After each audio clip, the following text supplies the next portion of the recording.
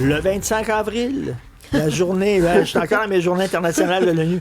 25 avril, la journée internationale des délégués. Les délégués de quoi? Les délégués. Les délégués de qui? T'es un délégué. Quelqu'un te délègue. Je te délègue à aller me chercher une bouteille d'eau, mettons? Ben, c'est ma journée internationale, le 25 avril. OK. Le 29 avril, la journée internationale dédiée à la mémoire des victimes des tremblements de terre. Pas les glissements de terrain, pas les inondations, pas les éruptions volcaniques, pas les avalanches. Il n'y en a pas de journée pour vous. C'est les tremblements de terre. Vous avez une journée. Sauf si le tsunami, par exemple, est déclenché par un tremblement de terre. Ben, il y en a une journée des tsunamis. OK. Des victimes de tsunami. 2 mai, la journée mondiale du thon. C'est le seul poisson, d'ailleurs, qui a cette journée mondiale. La journée mondiale du thon. 12 mai, la journée internationale de la santé des végétaux. Si vous avez une fougère qui est malade à la maison, c'est le 12 mai qu'il faut y penser. La santé des végétaux. Le 16 mai, la journée internationale de la lumière. Le 19 mai, ça, j'adore ça. La journée mondiale du fair play. Une célébration dédiée à la promotion des sports pratiqués dans un esprit d'amitié, de solidarité, de tolérance, d'inclusion et de non-discrimination. Le 20 mai, tu peux tricher tant que tu veux, mais le 19 mai, c'est le fair play. Le 21 mai, c'est la journée internationale du thé. Il n'y a pas de journée internationale du café ou de la tisane. J'ai regardé, il n'y en a pas. Le thé, par exemple, en a une. Le 23 mai, la journée internationale pour l'élimination de la fistule obstétricale. Non. Attends La fistule obstétricale est une perforation grave entre le vagin et le rectum causée par un travail prolongé sans soins obstétriques. Voilà, cette journée-là. Le 21 juin, c'est la journée internationale du yoga. J'ai regardé, il n'y a pas de journée pour le pilates. Je suis désolé, Dommage. c'est seulement le yoga. Il n'y a rien pour le Zumba aussi. Et le 23 juin, c'est la journée internationale des veuves. Les veuves, on s'en crisse. Les veuves, on s'en fout. Vous avez perdu votre femme, on s'en torche. Les femmes vivent plus longtemps que nous, quand même. Fait qu'il y a plus de veuves, sûrement, que de veufs. Il y a plus de veuves que de veufs. Parce que les hommes, on meurt plus jeunes. Alors, la journée internationale ça, je peux des comprendre veuves. peut-être un peu. On a une suggestion sur Oui. la messagerie texte. Yvan de Sainte-Thérèse qui propose une journée internationale des nids de poules. Ah, que c'est bon, ça. Je pense que... Ça, c'est bon. La journée internationale des femmes et des filles qui travaillent dans l'industrie de l'embouteillage des boissons gazeuses citron-lime. Ça, ce serait pratique. Ça, c'est bon. Pensez à ça un peu.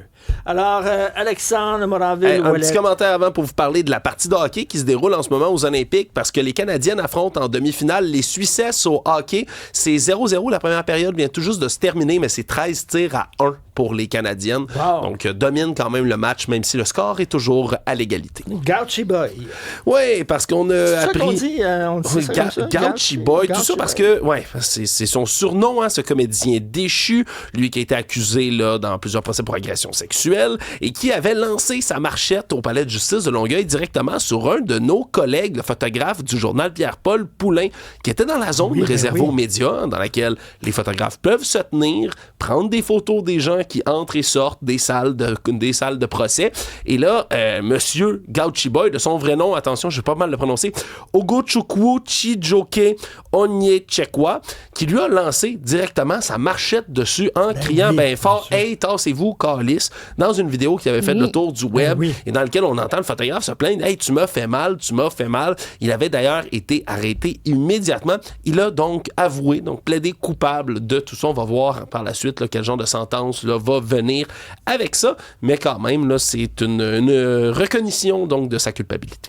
Chicane de travailleurs sanglante à la prairie. Oui, ça vire extrêmement mal. On ne sait pas qu'est-ce qui a déclenché là, cette chicane-là. Notre collègue Maxime Delan qui a rapporté que peu après 11 heures, dans la cour arrière d'une compagnie de transport qui se trouve à la prairie, 2 hommes en sont venus au cou avec des armes blanches. Et il y en a un qui a été poignardé. Ben, je dis des armes blanches, au moins une arme blanche d'impliqué. Il y en a un qui a été poignardé plusieurs reprises à la tête, au bras également, transporté d'urgence à un hôpital ici à Montréal, où il se trouve dans un état stable, mais d'importantes blessures sur lui. L'auteur présumé de tout ça a été arrêté. On va attendre un peu de de départager tout ça. Mais c'est spécial de voir ça s'est passé sur un terrain comme ça d'une entreprise. Et c'est quoi, le Barack Obama a parlé des extraterrestres? Ouais. Écoute ça. J'ai pas vu passer ça, moi. Il est passé récemment, là, puis ça a été diffusé samedi, au YouTuber Brian Tyler Cohen, qui recevait M. Obama pour parler de l'état de la démocratie américaine, de ce qui se passe au pays. Ils sont passés sur toutes sortes de sujets et il a fait une espèce de section, là, questions rapides, là, en rafale, dans lesquelles il devait répondre rapidement.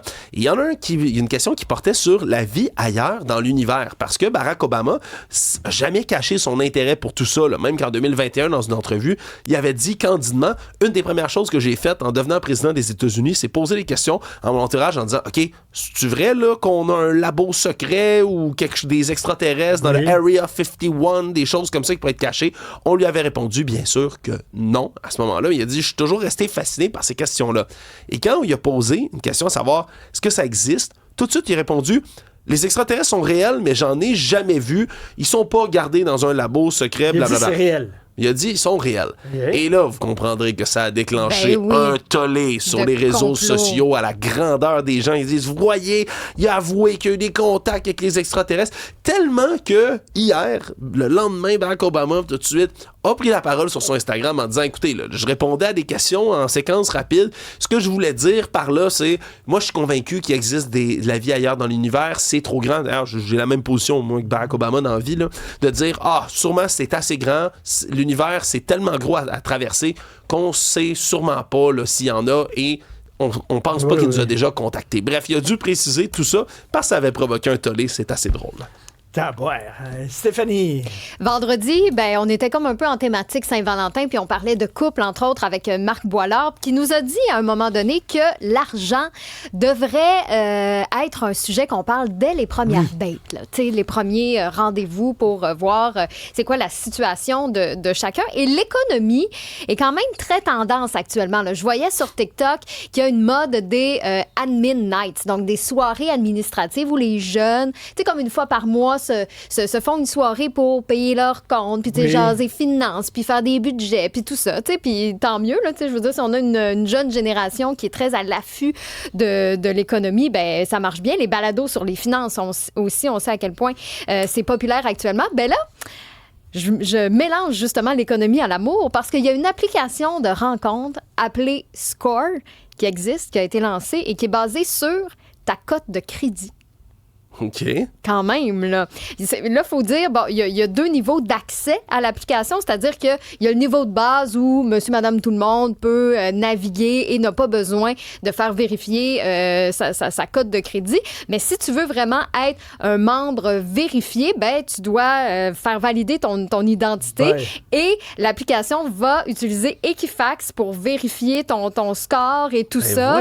C'est quand même assez hallucinant, là. Tu sais, ce qu'on dit du côté du fondateur de l'application, c'est qu'il y avait un vide à combler. C'est-à-dire qu'il n'y a aucune plateforme de rencontre qui parlait de la compatibilité financière et tout ça, alors que c'est un sujet qui devrait être quand même abordé quand tu veux former un couple. Et il précise quand même que c'est pas une question de richesse, c'est vraiment une question de stabilité. C'est-à-dire que les banques cherchent un peu la même chose que ce qu'on cherche en relation, c'est-à-dire la constance et la fiabilité. Tu rencontres la personne, puis après ça, au fil du temps de cette discussion-là, mais là, t'es avant vraiment... même de la rencontrer. Surtout, je m'excuse. T'es vraiment basé là. là-dessus. Fait que vous trouvez ça intense. Je m'excuse, hein. Mais les gens qui ont besoin de savoir la cote de crédit de leur partenaire avant d'aller en date, je m'excuse, vous êtes psychotique. Je suis désolé, je vous trouve psychotique. C'est comme un autre niveau, hein? Là, ça commence à être un peu de... Ça commence à être assez intense. Fait que je sais pas à quel point... Toi, tu trouves ça tue l'amour. Je sais pas à quel point cette application-là va être un succès, mais en tout cas, ça fait partie du choix maintenant qu'on a dans les applications de rencontre. Pour d'autres nouvelles, allez sur le site applicationcube.ca.